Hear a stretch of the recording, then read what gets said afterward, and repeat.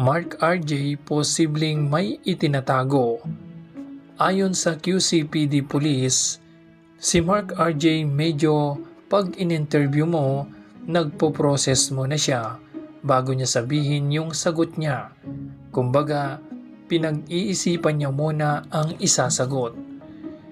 Ito ang isiniwalat ng QCPD kaugnay sa isinagawang investigasyon kay Mark RJ, ang kasintahan ng nawawalang bride-to-be na si Sierra De Juan.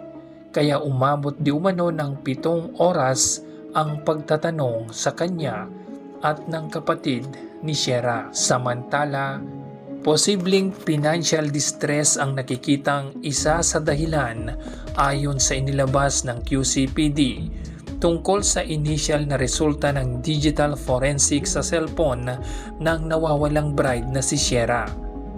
Sinabi ng Quezon City Police District, posibleng nakakaranas siya ng financial distress dahil nangangailangan ng gamutan ng kanyang ama at idagdag mo pa ang mga gastusin para sa nalalapit nilang kasal.